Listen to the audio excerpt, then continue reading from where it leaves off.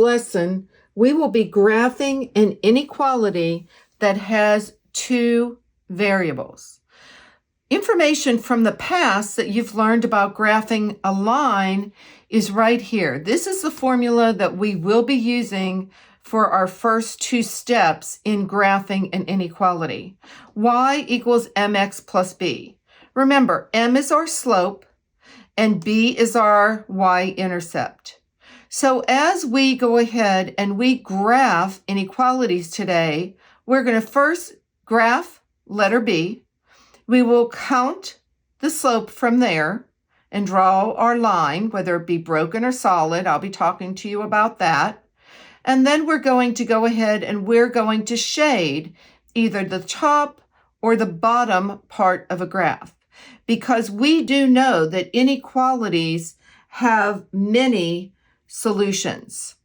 Looking at the very first inequality, I think I'll make that y is less than or equal to a 4x minus 1. So when I am graphing the less than or equal to right here, I know that the line that I am going to be drawing is going to be a solid line. And this is my little clue. So let's begin with following the steps that we have there for how to graph an equation, and then last but not least, the inequality. So here I have my letter B, my y-intercept. I will be going to the y-axis and I will put at -1 a point. And then I do know my slope is going to be positive because 4 is a positive number. And remember, our slope is 4 over 1, and it is rise over run. So I'm going from my y-intercept, and I'm going to count up 4, 1, 2, 3, 4, and I'm counting over 1. When we're done, we should have a line. This is me thinking about it. My line should be going uphill from left to right. I'm going to go ahead and I'm going to do another one. 1, 2, 3, 1, 2, 3, 4 over 1. And then I like to put a few points below it. 1, 2, 3, 4 over 1. 1, 2, 3, 4 over 1. So when I'm drawing this line, again, when we have an inequality, I've got to look. Does it have that less than or equal to or greater than or equal to? And it does. So I am going to make this a solid line, trying to draw as straight as line as possible without a ruler. Not an easy task. All right, so now we have done our first two steps that we have listed over here.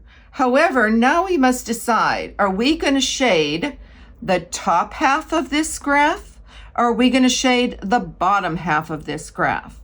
Because it's an inequality. It will have many solutions.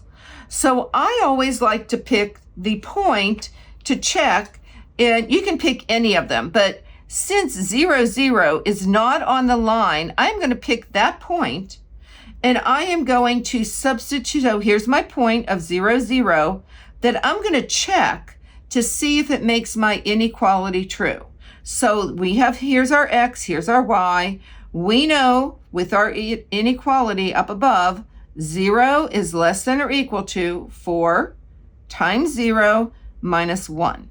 All I did was take this inequality, substitute in the values, and now I'm going to go ahead and I'm going to solve it. Well, 4 times 0 is 0, and so we end up with a 0 is less than or equal to a -1. Well, that does not sound right.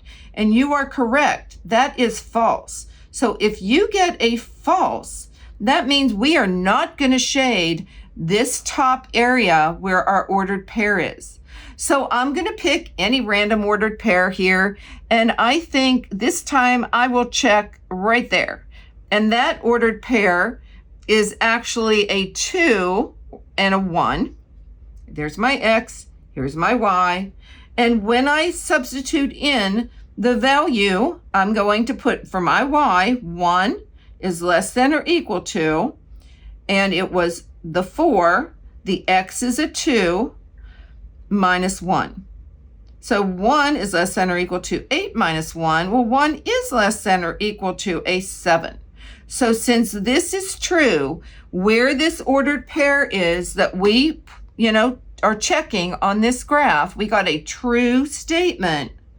That tells me I am going to go ahead and I am going to shade all of this area. And our solution for this inequality could be any of the points on the line.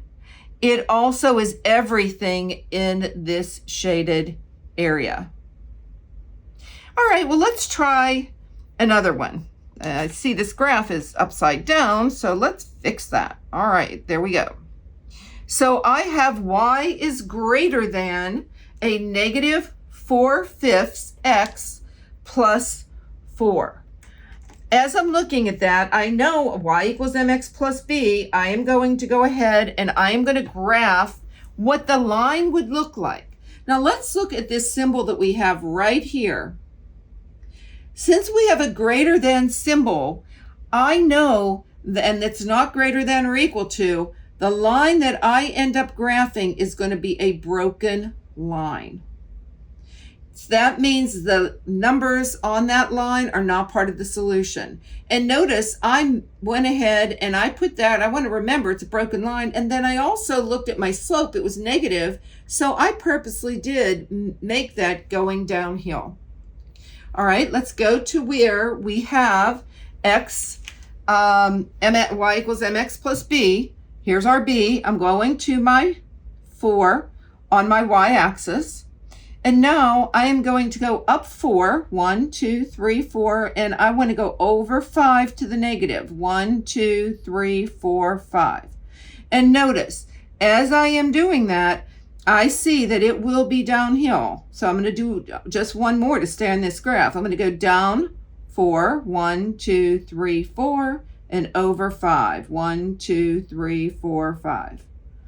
As I connect these points, I am going to go ahead and make a dotted line because I do know that any ordered pair on that line is not part of the solution.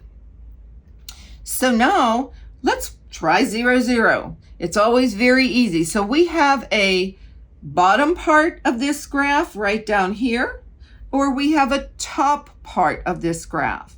So I'm going to go ahead and I'm going to use the ordered pair of 0, 0, and I am going to substitute it into the equation that, or the inequality that I have up above. So they're both zeros, so y is greater than a negative 4/5 times 0 plus 4. Well, we know 0 times anything is 0, so we get 0 is greater than 4. Again, we get a false statement. And I checked this point right here. So that means that I do know that I'm going to be shading the top part. But I always like to pick a point and check it out. So I am going to, let's see, why don't we pick 1 and 10, all the way up there. So when I'm going to this, I have, again, I'm using point 1 and 10. Here's my x, here's my y. So 10 is greater than a negative 4/5. X was 1 plus 4. As we're working this problem, remember, 10 is greater than, this is a negative 4/5 plus 4. Well, 10 is going to be greater than our, and when we work this out, we end up getting a 3 1/5. So this was true, which means anything where that point is considered part of the solution. Notice I am shading the whole part. And if you're doing this with pencils at school, you can just shade it with the edge of your pencil. Right now, in order to still be able to see the coordinate plane, I've just drawn lines. but it's everything, all the ordered pairs on this top section makes the inequality that we have true. If this video was helpful to you today, please add a like, comment, and most importantly, subscribe for more Math with Marcia. See you again soon.